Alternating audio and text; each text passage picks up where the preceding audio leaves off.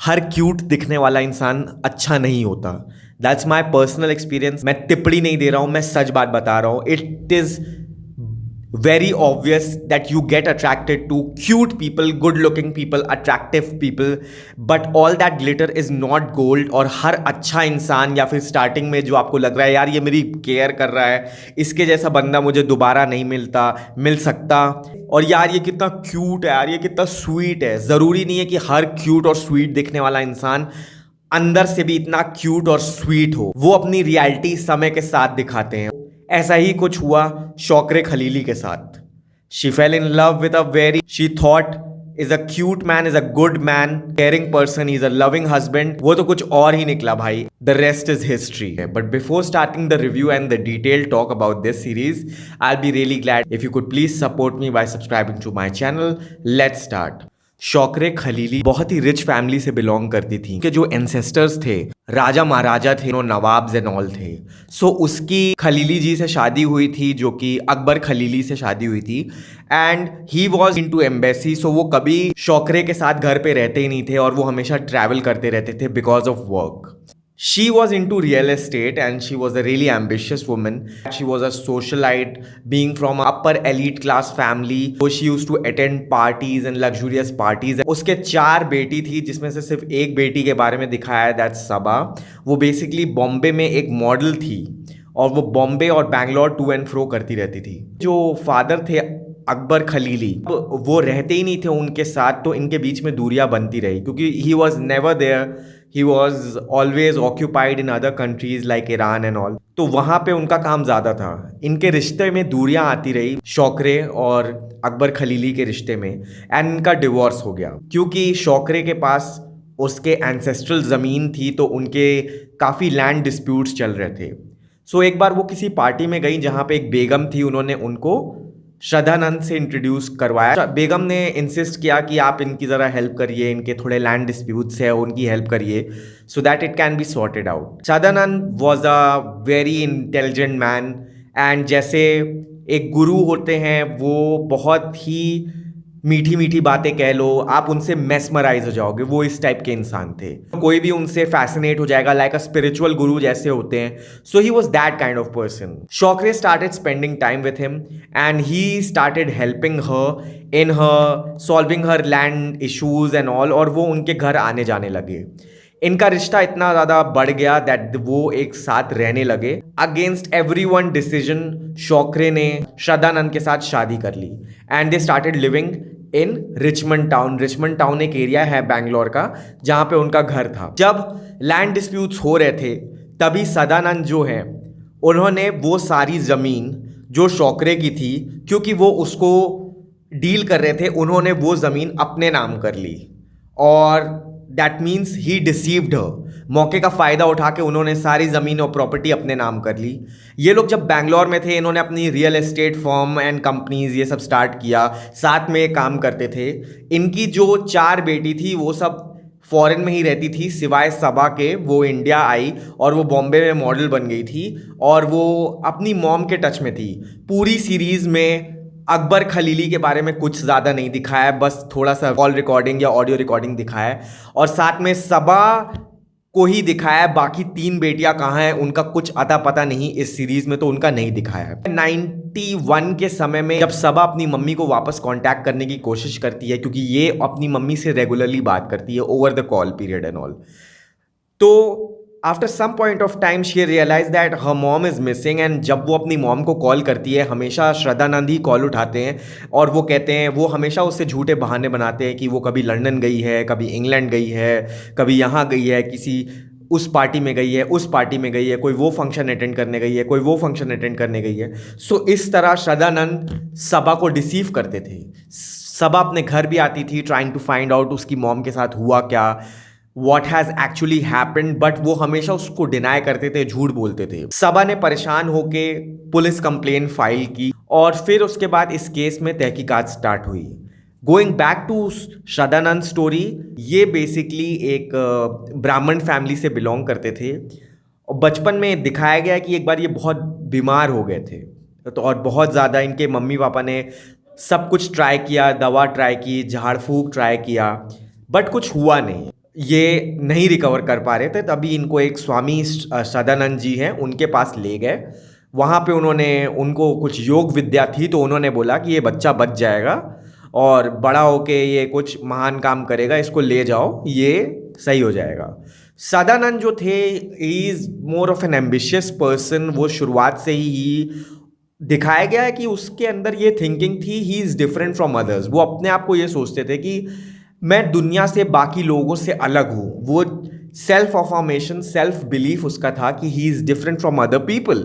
अब इसको जब शौकरे मिली होगी और शौकरे का इसने बैकग्राउंड चेक किया होगा या जो भी, he must have got enticed by the wealth and all, वो मोह माया, वो डेफिनेटली चकित हो गए होंगे। जैसे सोने पे सुहागा, अगर आपकी गर्लफ्रेंड माला माल फैमिली से है, जो भी अगर नॉर्मल इंसान भी होगा, एक बार तो उसकी गोल्ड डिगिंग टेंडेंसीज आ ही जाएगी। सो वही कुछ ऐसा हुआ, ये दोनों साथ में रहने लगे। और क्योंकि आप खुद देखो, जब आप किसी इन्फ्लुएंशियल इंसान से मिलते हो, किसी फेमस हस्ती से मिलते हो, you get trapped in his trance, right?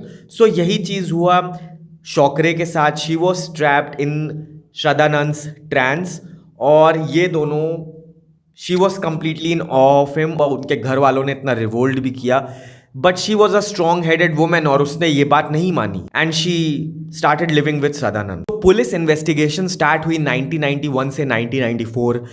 Sadanand को हमेशा ऑफिस बुलाया जाता, पुलिस स्टेशन बुलाया जाता, और वहां पे उनसे पूछताछ होती। बहुत ज़्यादा रिग्रेस पूछताछ करने के बाद एक दिन उसने अपना क्राइम खुद ही कबूल कर लिया कि मैंने अपनी बीवी को मारा है, और मार के उसे एक वुडन बॉक्स में डलवा के अपने घर के ही अंदर गाड़ा है, और वहीं पे एक तुलसी भी उगाई है, तुलसी का पेड़ रखा है, उसमें डेली वो दूध डालते हैं। और फिर वो पुलिस को अपने घर ले जाते हैं और वहाँ पे दिखाते हैं, पूरा चौक से मार्क करते हैं किस एरिया में था, और फिर वहाँ से वो लैंड को एक्सकावेट किया जाता है। जब एक्सकावेट करते हैं तो वो कॉफिन खोला जाता है, उसमें शौकरे का जो बॉडी है, that's the bones, the hairs, और कुछ फ्लैश पार्ट ही रिकवर हो पाता है, बाकी सब कुछ सड़ जाता है। वो रिकवर किया गया। रिपोर्ट्स ये कहती है कि शौकरे वॉज बरीड अलाइव, और वो जो कॉफिन के जो लकड़ी होती है ऊपर का, उसमें नेल्स के निशान थे, नाखून के निशान थे। That means she must have struggled a lot to open that. Foul play है पूरे केस में। लोगों को लगता ही है कि सदानंद ने ये सब जमीन और पैसों के लिए किया। फिर कट टू शॉट दिखाया है कि कैसे एमपी की सागर जेल में सदानंद अभी भी कैद हैं। जो कोर्ट वर्डिक्ट हुआ था पहले, उस कोर्ट में उसको फांसी की सज़ा सुनाई गई, फिर उसके बाद उम्र कैद हो गई। तो वो अपना जो उम्र कैद कारावास है वहाँ काट रहे हैं। वहाँ पे हमारे जो डायरेक्टर है पैट्रिक ग्राहम, उनकी टीम गई। इंडिया टुडे ओरिजिनल्स की डॉक्यूमेंट्री है, और वहाँ पे सदानंद का इंटरव्यू लिया। सदानंद का जो स्टोरी है, वो अपनी स्टोरी कहते हैं। अब यहाँ पे वो अपने ओपिनियंस बदल रहे हैं, अपने जो व्यूज़ है वो बदल रहे हैं। उनका ये कहना है, हर दिन की तरह वो नॉर्मल डे क्लब चले गए थे, और क्लब से वो वापस आए तो उन्होंने देखा उनकी बीवी बिस्तर पे पड़ी हुई हैं, मर गई हैं। और वो इतना घबरा गए थे कि उन्होंने कब्र में उसको डाला, शौकरे को, और उनको समझ नहीं आ रहा था क्योंकि वो इतना घबरा गए थे, उनकी बुद्धि काम नहीं कर रही थी। उन्होंने उसको कब्र में डाला और वहीं ज़मीन खुदवा के, एक्चुअली वो अपने घर पे एक पानी की टंकी बनवा रहे थे, और वहीं पे उन्होंने ज़मीन खुदवा रखी थी, और वहीं पे उन्होंने उसको डाला, दफनाया, गाड़ दिया। ये सब ऑपरेशंस में उनके जो घर के नौकर हैं, दैट इज़ उनकी नौकरानी जो काम करने वाली है, और उसका पति, वो भी इन्वॉल्व थे। तो यहाँ पे तो ये कह रहे हैं कि इन्होंने ये जब आए क्लब से देखा इनकी बीवी ऑलरेडी मर चुकी है, तो आउट ऑफ डर, आउट ऑफ फियर, ये पुलिस स्टेशन नहीं गए और उन्होंने खुद ही सारा क्रियाक्रम कर दिया, और उसमें उनके नौकर्स भी इन्वॉल्व थे। बट पुलिस को जो इन्होंने स्टेटमेंट दिया था, आउट ऑफ कह लो कि out of torture and all, उन्होंने ये स्टेटमेंट दिया कि उन्होंने हर नॉर्मल दिन की तरह, शौकरे जो है वो बहुत परेशान रहती थी और इन पे चिल्लाती थी, क्योंकि इन्होंने सारी प्रॉपर्टी अपने नाम कर ली थी और शौकरे के नाम पे कुछ भी नहीं था। वो डेली उनको ताने मारती, उनसे लड़ती। एक दिन सदानंद ने परेशान होके जो सुबह की चाय होती है जो मेड बनाती है, उसमें नींद की गोलियां डाली और उनको जाके बिस्तर पे सर्व कर दिया। इतनी वो टेंशन में थी, स्ट्रेस में रहती थी कि वो दवाइयाँ खाती थी, उनकी हेल्थ भी बेकार हो रही थी और वो मोटी भी हेल्दी होती जा रही थी टाइम के साथ। उन्होंने वो चाय पी, नींद की गोली उसमें थी और वो बेहोश हो गई। उसके बाद वो होटल ताज चले गए नाश्ता करने के लिए या लंच करने के लिए। जब वो वापस 3 बजे आए तब भी वो वहीं पे पड़ी हुई थी एज इट इज़। अपने ही नौकरों से कह के उन्होंने एक कॉफिन बनवा के ऑलरेडी रखा था, लकड़ी का कॉफिन पहले ही रखा हुआ था घर पे, वो उन्होंने अपने नौकर से कह के बनवाया था। जब वो नहीं उठी, चादर और कपड़े रोल किए और उसको जिंदा डाल दिया और जो ज़मीन टूटी हुई थी उसमें डाला और दफना दिया। और अब इतने साल जेल काटने के बाद, 30 साल की सज़ा वो काटने के बाद, उन्होंने फिर से ये पिटिशन फाइल किया कि अब मुझे अपनी आज़ादी दो। और उन्होंने अपना लॉयर भी हायर किया है। जो लॉयर है उसको भी दिखाया गया है इस सीरीज़ में कि he is little sympathetic towards Shraddhanand because he is protecting him, he would be fighting case ताकि वो रिहा हो जाए। यहाँ पे दिखाया गया है श्रद्धानंद को कोई रिग्रेट नहीं है, लाइक उसको एक रत्ती भी ये रिग्रेट नहीं है कि उसने क्या क्राइम किया है।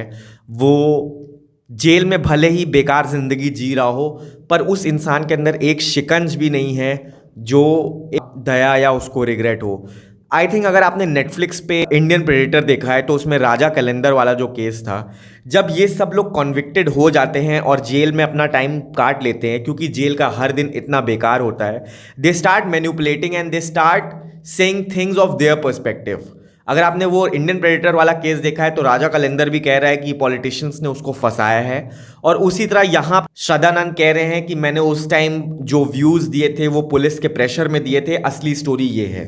And he is shown to be jail में वो दिखाया कि वो हंस रहे हैं, थोड़ा सा खेल रहे हैं, एक बिल्ली आ जाती है वहाँ पे तो वो बिल्ली को पकड़ के सहलाने लगते हैं, कहते हैं इसमें शौकरे की आत्मा तो नहीं है। सबा है, उनके हस्बैंड भी है, उनकी बच्ची है, दिखाया कि वो लोग कोर्ट पे जाते थे एंड केस लड़ते थे जब भी उनकी हियरिंग होती थी, but she was at least not, उसका जो दर्द है वो भले ख़त्म नहीं हुआ but at least she was happy कि जस्टिस उसके साथ हुआ। अनफॉर्चुनेटली जो लॉस होना था वो तो हो ही चुका है, दैट्स इररिप्लेसेबल। अब उसकी मम्मी वापस तो नहीं आएगी। श्रद्धानंद अभी भी ट्राई कर रहे हैं, उनको उम्र कैद तो हुई है but as he has hired a lawyer, तो अब वो ट्राई कर रहे हैं कि वो जेल से बाहर निकले। एंड द सीरीज़ का नाम डांसिंग ऑन द ग्रेव इसलिए है क्योंकि जो ये पीरियड है आपका 91 से लेकर 94, श्रद्धानंद अपने घर में पार्टियां करता था और उसी की ग्रेव पे लोग डांस करते थे। वो लैविश पार्टीज करता था और शौकरे के पैसे पे he used to live a lavish life. Because of Shakereh's decision to marry Shraddhanand, she was outcasted by everyone from her community. सब ने उसको आउटकास्ट कर दिया, कोई उससे बात नहीं करना चाहता था। इवन जब वो मरी तो उसे जो उसके फैमिली के कब्रिस्तान है वहाँ पे नहीं दफनाया गया, उसे कहीं रैंडमली दफना दिया गया। So because of her decisions of going against the community and all. Even Shraddhanand ने ये भी बताया था, she was a women of high dignity, high pride, very ambitious. She also had, उसके शौक भी बहुत बड़े थे, like she used to go partying, she used to go hoteling. उसे होटल जाना बहुत अच्छा लगता था, उसे होटल का खाना खाना बहुत अच्छा लगता था। उसने श्रद्धानंद को सिखाया कि सिगार को काट के जलाया जाता है। So that means you can जज that she was a elite women and जिसके हाई लेवल थोड़े शौक भी थे, उसका बड़े बड़े लोगों से उठना बैठना भी था। So I don't know why यार, क्या हुआ, क्यों उसको ये चीज़ नहीं दिखा। Like I guess love is blind. जब आप किसी से प्यार करते हो, जब आपका दिल किसी के लिए धड़कता है, आप फॉरगिव करते जाते हो, आप रेड फ्लैग्स इग्नोर करते जाते हो। आई गेस ये होता है, सबके साथ होता है। Maybe she falls prey to that. उसके आसपास भी ऐसे लोग नहीं थे या जो उसकी आंख खोल सके, या उसकी आंख खुद ही नहीं खुली। That's really sad. Patrick Graham ने ये सीरीज बनाई है जो बेताल के डायरेक्टर है, और उन्होंने घोल भी बनाई थी। Series is good, series is अच्छी, बट दो चीज की कमी है इसमें। It's not that hard hitting, point 1, and it is a slow and drag. थोड़ा सा अच्छी बात यह है कि 4 एपिसोड ही हैं और ज़्यादा एपिसोड नहीं है, but yes it do feels drag and it do feels बोरियत। एंड कोई बहुत ज़्यादा interesting twist and turns and angles नहीं है इस केस में, because it's a very simplified case, और पहले से ही आपको लग जाएगा कि who must have been the culprit. So वो तड़का नहीं है, वो मसाला नहीं है, काफ़ी स्ट्रेट है, ट्विस्ट एंड टर्न्स नहीं है, एंड हाँ it's a bit drag, it's a bit slow. So थोड़ा सा पेशेंट टेस्ट करती है।